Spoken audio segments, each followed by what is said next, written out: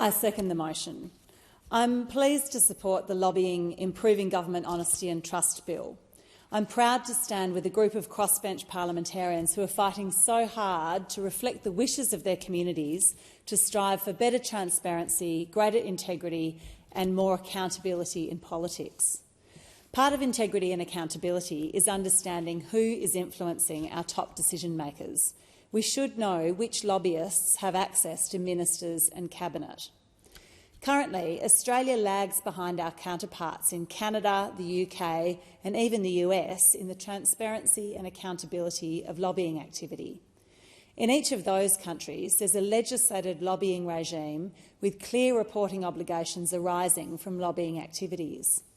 Currently in Australia's federal parliament, we only have an administrative system governed by the Lobbying Code of Conduct and overseen by the Attorney-General's Department.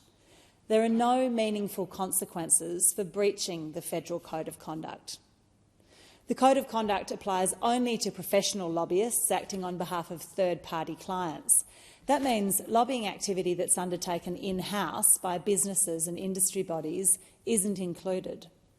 In-house lobbyists are able to conduct invisible activity without regulation or oversight. Australia's comparatively weak regulation heightens the concern expressed by the Grattan Institute. It says, disparity in access is a concern if it translates into policy decisions that benefit the few at the expense of the many.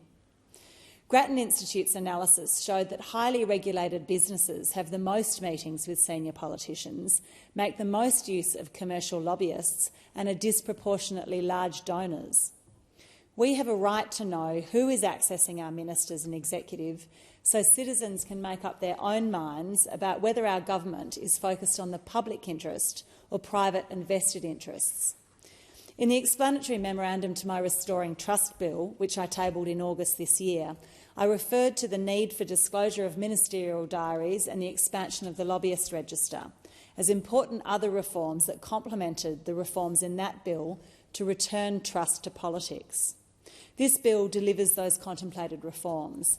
It requires the publication of ministerial diaries and requires both professional and in-house lobbyists to tell us who they're meeting with.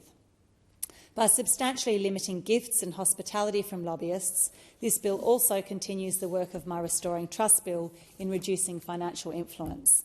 I support this bill as another effort of the crossbench to pursue greater transparency in government and in decision-making.